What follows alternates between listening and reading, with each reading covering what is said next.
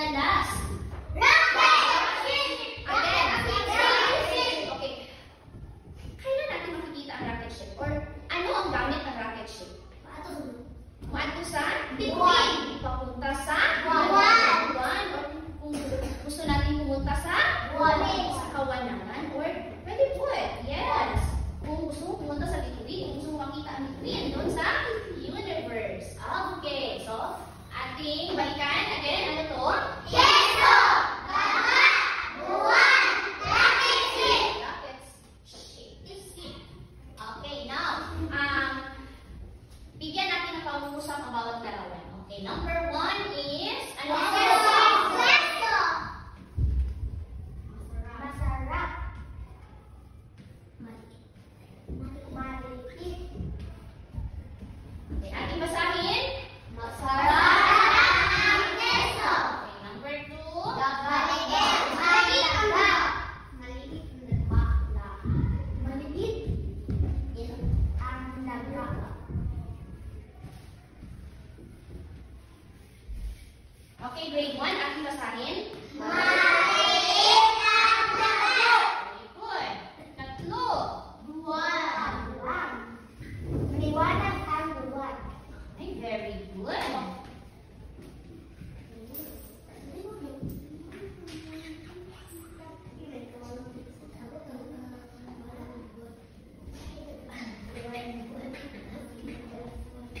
Okay, grade 2, ating basahin. Maliwanag ang buwan. Okay, ang ika-4. Rocket ship. Maliit ang rocket ship. Pwede rin yun.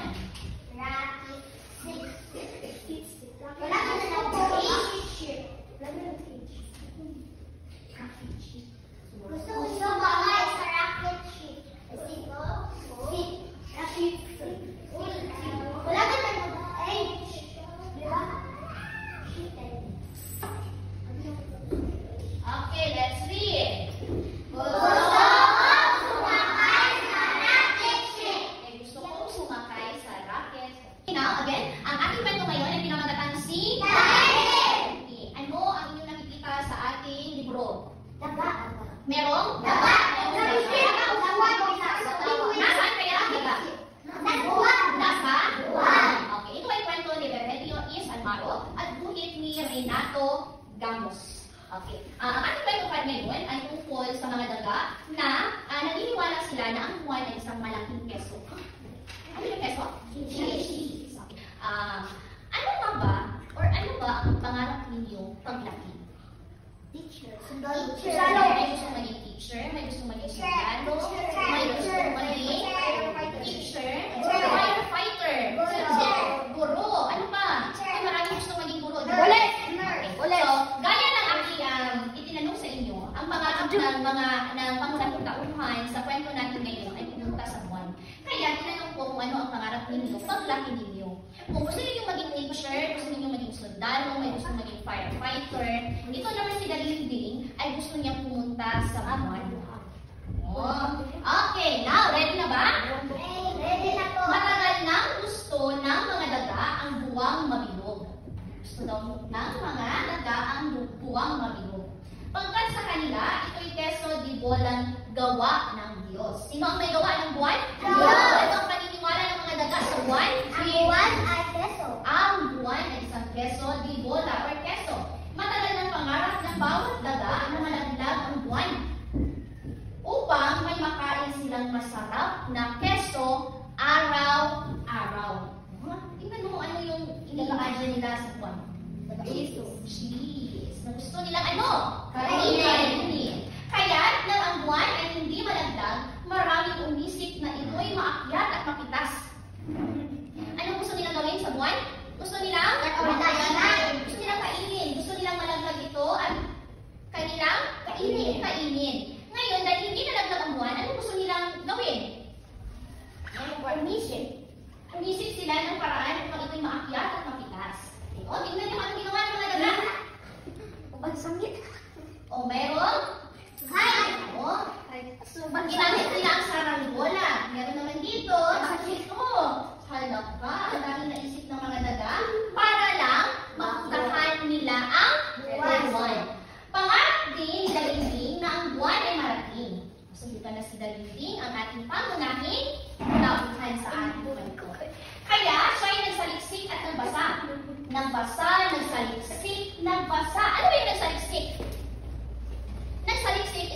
research. Kumuha siya ng mga impormasyon kung papaano mapuntahan ang buwan. Tingin ninyo, mapupuntahan kaya ni Daginding ang buwan? Meron sa sabi ko. Kangarap din ni Daginding na ang buwan ay marating, kaya siya ay nasaliksik at nasaliksik, nagbasa. Gagawa ako ng sasakyan, sabi niya. Kaya sa buwan, ako ay mauna. Araw-gabi, ginawa ni Daginding ang plano. Nang mayari ang plano, araw-gabing trabaho. Araw-gabi, pukpok siya ng pukpok. Ano yung ibig sabihin ng pukpok? Nagdukdok. Araw-gabi, kalikot siya ng kalikot. Ano kaya ginagawa ni Daginding? Tingnan niyo. Gagawa siya ng ano? Gagawa siya ng rocket ship. At parang panaginip, nangyari ang rocket ship. Ibinalita niya sa lahat ang kanyang pag-alis. Inimbita niya ang buong bayan para siya saksihan. Pero tatlong bubuwit ang dumalaw. Inimbita niya ang lahat ng mga daga sa kanilang bayan. Meron bang pumunta? Meron. Ilan? Tatlo. Marami ba tatlo? Hindi. Okay? Pag-andar na kanyang rocket ship, dumagundong ang buong paligid. Ano ibig sabihin ng dumagundong? Para may umutok. Nagising ang lahat at nagulat. Ano ang mukha na nagulat? Lakas ng bubong at sikulab. Mabilis na umimbulok ang isang sasakyan sa si Daginding patungo buwan. Saan pupunta ang rocket ship? Buwan! Sino ang nasa loob ng rocket ship? Daginding! Si Daginding. Sa bilis ng sasakyan, nahilo si Daginding. Ano ang mukha ng nahilo? Okay, very good. Kaya pagilat niya, akala hilo pa rin. Dahil sa maraming nakitang bituing maningning. Anong nakita ni Daginding? Bituing maningning. Saan nakikita mo? Sa langit. Pag-ikot sa buwan, nagulat si Daginding. Biglang lumiwanag, biglang dumilim. Okay, everybody close your eyes. Ano ang inyong nakikita? Madilim.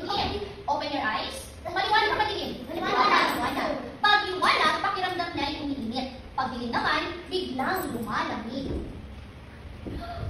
Nasaan na sa Daginding? Nasa buwan.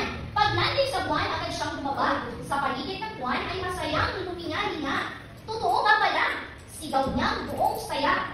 Ang buwan nga pala ay bundok ng Quezon de Bola. Totoo ba yung Quezon de Bola ang buwan? Hindi. Dumangkot siya ng isang piraso at kinagat. Nagulat siya nang ang kinagat ay matigas. Ano kaya nakagat ni Daginding? Matigas. Tingin niyo? Bato. Puro bato. Walang keso. May keso pa sa buwan? Mabilis na sumakay siya uli at dali-daling sa daigdig uwi. Pero pagdating sa lupa ni Daginding, walang maniwalang sa buwan siya galing. Ano ang reaksyon ng ibang daga na sinabi ni Daginding? Tumawa. Very good. At sabihin man niyang ang buwan ay bato, ang tingin pa rin ng lahat, ito ay masarap na keso. Masarap na keso. Okay. Now, sa tingin ninyo, bakit kaya hindi naniwala ang ibang daga na ang buwan ay isang keso? Na ang buwan ay isang bato at hindi keso? Bakit kaya? Kasi hindi pa sila nakapunta doon. Hindi pa sila nakapunta saan? Sa buwan. Sa buwan. Hindi pa sila nakapunta sa buwan, kaya patuloy pa rin silang naniniwala na ang buwan ay isang keso di bola. Keso di bola. Nakamit ba ni Daginding ang kanyang pangarap? Tingnan ninyo. Oo.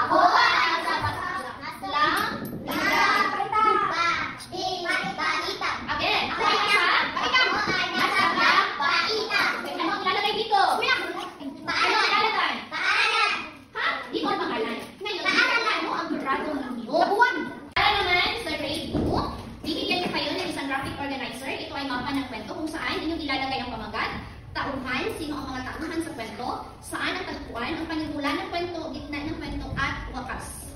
Naintindihan ba? Yes.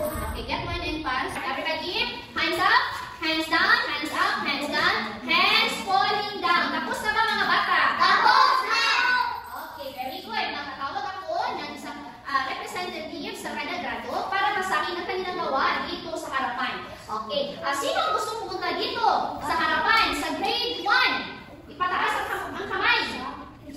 Kung ang gustong pumunta dito sa harapan, may meron si Yusan. Ang tatawagin ko ngayon ay si Princess. Sige, sana Princess.